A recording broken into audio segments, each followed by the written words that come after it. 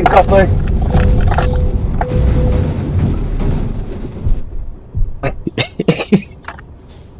SerialCarKiller back again. So today we are back on Euro Truck Simulator 2. I thought I would give you the rundown on what mods I use, what settings I use to give me the most I can out of the game, really.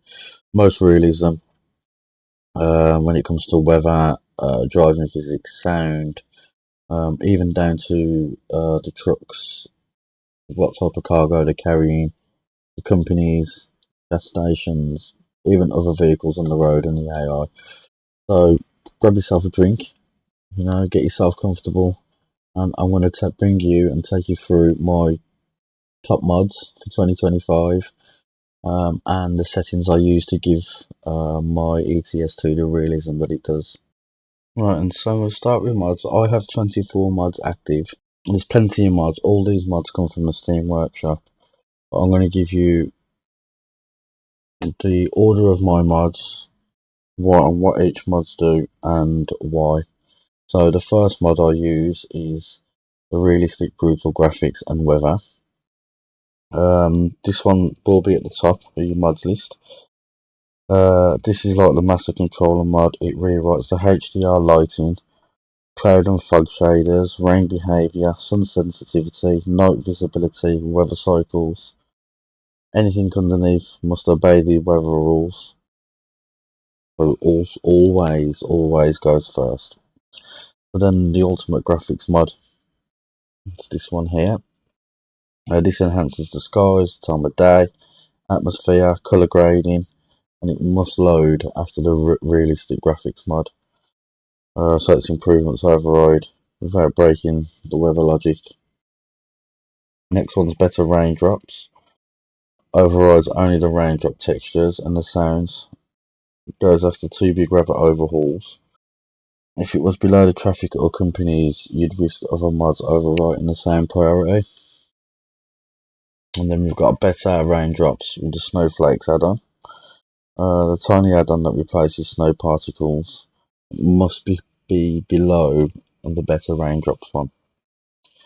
Actual day and night mod, I like this one because this mod gives you the current time of year. So when the day and night cycles happen, during the winter months you get a longer night, shorter days. In the summer months you get longer days, shorter nights. This changes the daylight hours. The calculation using real world data.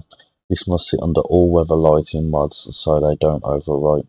Number 6 for me is the tree improved 4K mod. This is a texture replacer. It's safe to put under the weather so it doesn't get overwritten. And then we've got a beautiful world map mod. Only changes your UI map and never affects the world textures. It should sit after the texture replacer so they don't clash. And then the next one we've got, so let me just scroll right the way down so we can see. So the real European gas stations. This particular mod lets you get all the different gas stations like Shell, Esso, Repsol, UK and European. And they show really well with that. It edits the gas station models and branding and must be below graphics but above companies. The real world companies reloaded. It's by DX11. This is a big texture mod, logos, depot signs. It must not overwrite the gas station textures or world graphics, so it sits under them. The UK improved signage. It replaces all the signs in the UK, the proper ones. Pretty much does exactly what it says on the tin. And then real fuel prices. The real fuel prices are updated every week and reflect current fuel prices around Europe. So this is a must-have mod. More AI traffic. But sometimes when you're driving, it seems a bit lonely. Having that extra bit of traffic on the road, and sometimes you can get stuck in queues, like leading up to roundabouts or junctions, traffic lights, and it just gives that feel of more realism. So parcel vans, you might see the odd DHL van or Amazon Prime van floating about. DPD, yeah, fantastic they are. It's a great mod to have, and again, just adds that feeling of being out on the real world road. So again, a big traffic pack. The big traffic pack is a large AI skin pack, and it should be above real world companies to avoid overwriting own trailers and skins. So we've got the real world companies traffic only pack, real world companies trailers and trucks volume 1 traffic and owned, and volume 2 traffic and owned. These have got to be in this particular order so they load up properly, but you want the order shown on my screen. Volume 1 is this core pack, provides base trailers and truck skins, and then Volume 2 adds extra skins and must load after Volume 1. So the next we've got the Realistic Trucks Physics pack. This combined with changing the settings, which I will show you shortly, will give you a much more realistic feel when you're driving your truck. Bit of weight when you're using the brakes, movement when you're turning. It doesn't feel so rigid and computer game like I say, when you hit them brakes, it's like you're driving a hot hatch when you don't adjust them to suit. But with this realistic mod, it's fantastic. And just so you know, all these mods can be found in the Steam Workshop. This is where I've got mine from. So the same fixes pack. This must not be overwritten by truck accessories, traffic mods, or map mods. This is exactly where SCS says it should be. This fixes things like the sounds of your truck. One of the things I notice is when you refuel, it sounds like your drivers, if you hang on a little bit after the refuel, it sounds like your driver actually gets back in the truck and puts his seatbelt on, which I think is really cool. SISL's Mega Pack is cabin accessories, and the signs on your truck and trailer are for adding stickers like GB or 70 mile an hour. These go all around the back of your trailer and your truck. Your logo light you'd see just inside the truck. Above the bed you'll see the logo light, but then there's also on the windscreen. This one I had to chuck in. This is the RJL Scania T and T4 series. This is a European Scania that's kind of like shaped like an American truck. This Scania is a standalone truck and must load below every texture pack, same pack, accessory pack, and company mod. And then finally, we've got the true mirror field of view. The field of view must go at the very bottom. This mod edits only camera definitions. If you put it higher, any truck mod would overwrite it and your mirrors would revert to default. This is exactly where it belongs. So we're just going to go quickly into graphics and settings. And I'll show you the settings that I use. We'll start with the graphics, because getting this right would really help sort of bring the best out of your mod, and having them mods really make a difference. So one of the first ones is scaling. I don't know why that's on 300.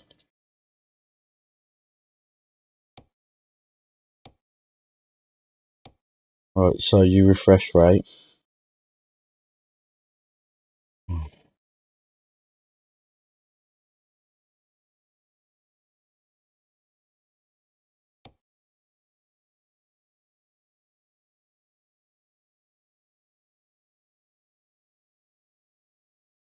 Right, so this next part obviously depends on your hardware.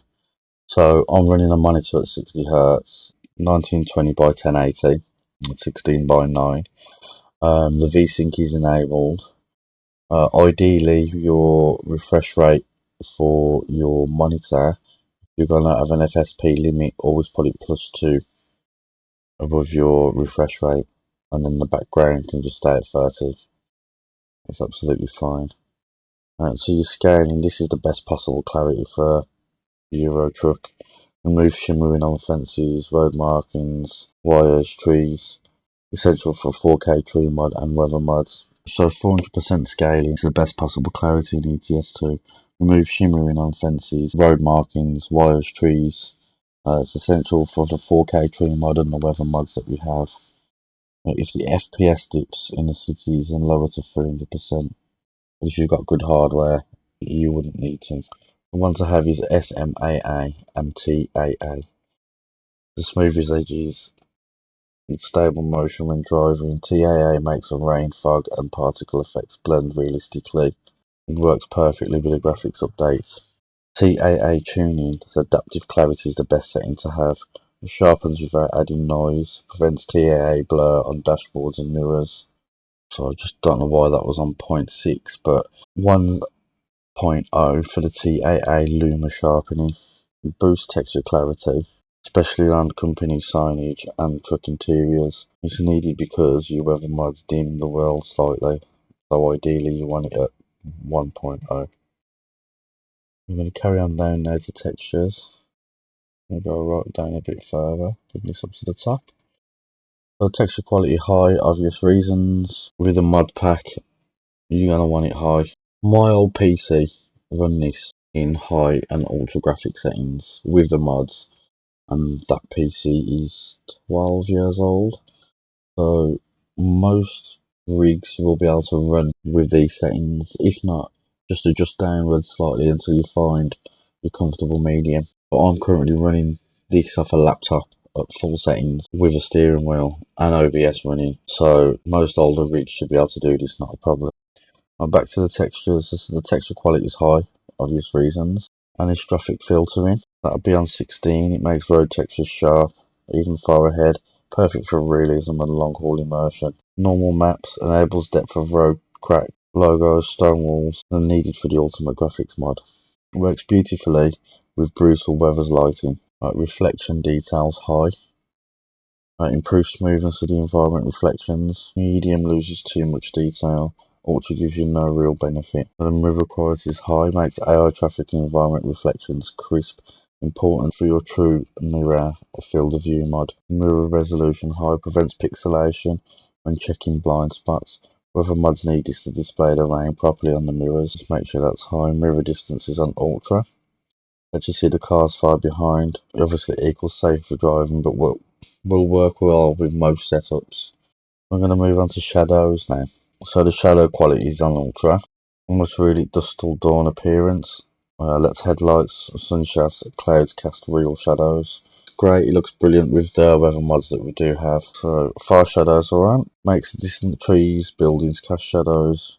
It's like a boost of immersion. Interior shadows. Now this one's really nice. I remember when they released the update for this. It was one of the first things I noticed when driving at night under street lamps. Yeah, it really adds depth to the dashboard, the steering wheel and the cabin. And it's worth having when you're using the realistic brutal weather mod, definitely. SSAO. There's a beautiful ambient shading on the bridges around fuel stations in cities. The Ultra costs too much performance for little visual gain, so we'll just keep this one high. We'll move on to lighting now. Light visual ranges are on high. It prevents popping of street lamps and car lights. Works perfectly with the actual day and night mod. Traffic headlights, needed for the ultimate realism, uses RBW headlight behaviour. The secondary lights, indicator, fog lights, etc. Again, looks great with the real company's pack. Just adds that little bit of further realism. The depth of field removes the blur when refocusing. It's not needed for ETS2. It sharpens the gameplay dramatically. Post-processing still. So sun shafts. Essential with a realistic, brutal weather mod. Beautiful rays through fog, rain, trees, sunsets. They just look amazing. They really do.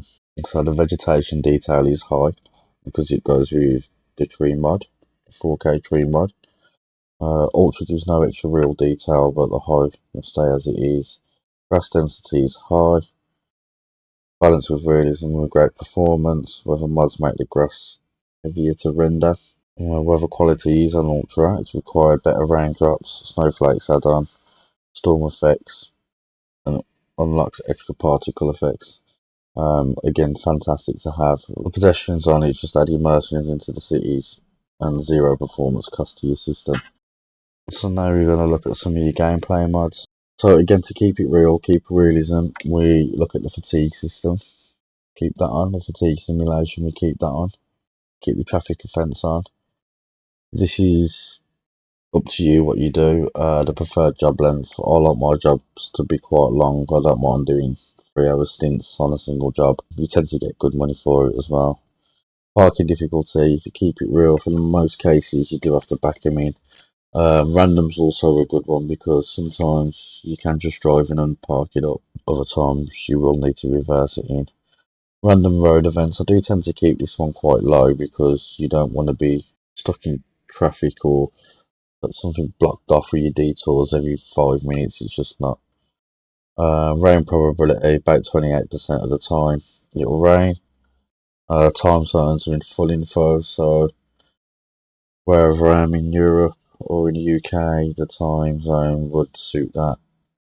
It jumps an hour, jumps 2 hours. So transmission type, I do use a H shifter with the extra buttons, the shift gates, so I can select anywhere from C1 right up to the 12 gear. So we are looking at like 14 forward gears on my current truck and 3 reverse gears. So I don't need automatic transition. So this is the fun bit now, the truck physics. With the truck physics, I lower the stability to around 12%. Between 10 and 15% is usually good. The lower the stability, the more realistic body roll, and it works perfectly with the physics mod for the softer suspension as well. The trailer stability, that's cabin stiffness, we reduce that right down to between 30 and 35%.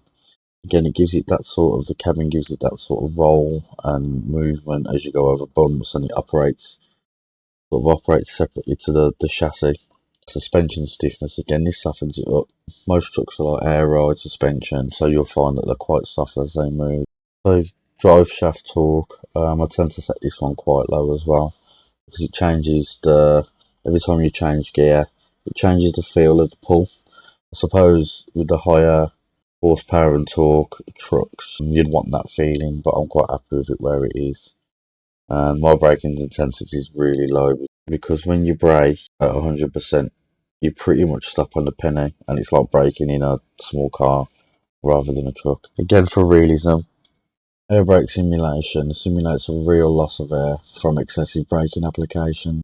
So basically, your brakes can lock on, like if you're just constantly using them, say in small manoeuvres or coming down hills and stuff.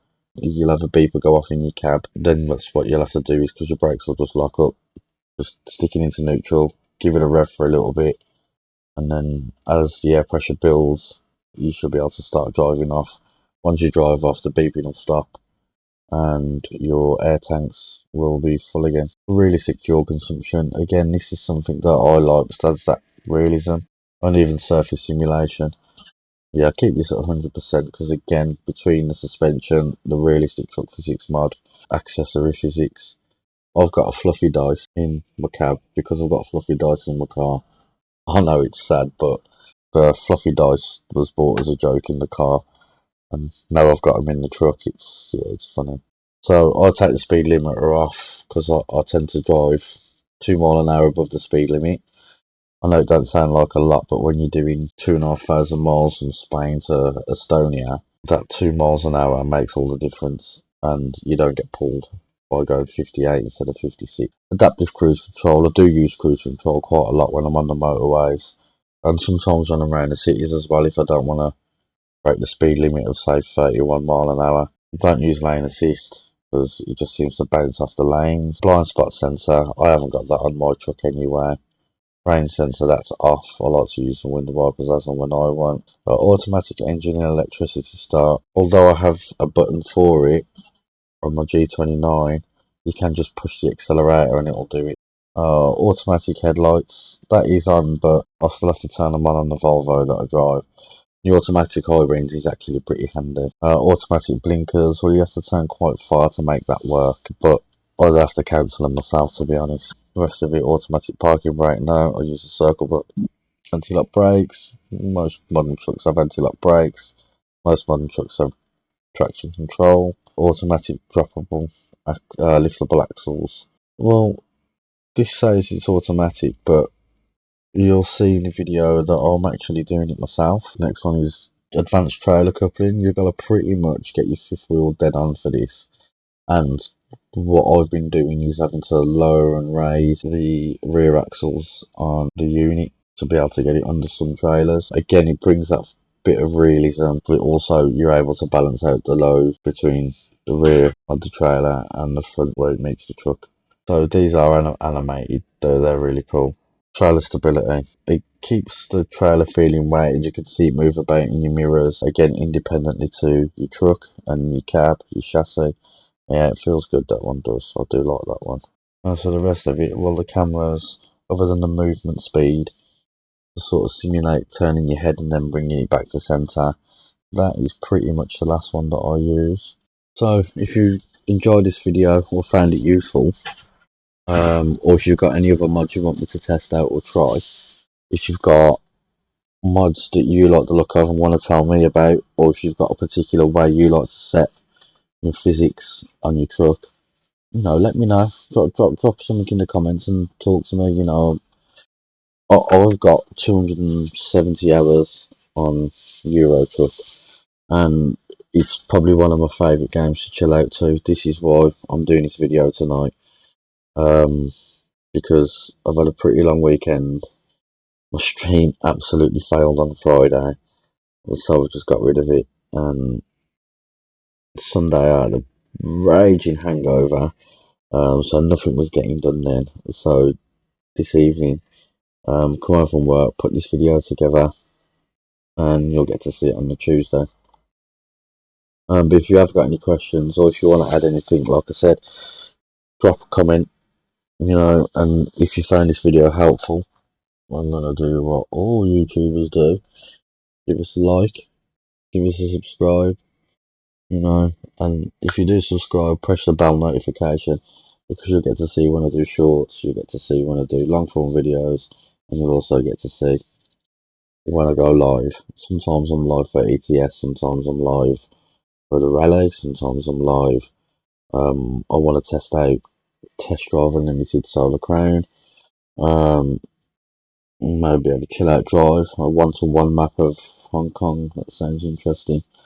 But yeah, all the mods that you've seen today are on Steam. Everything can be found in the description, and I will see you on the next video.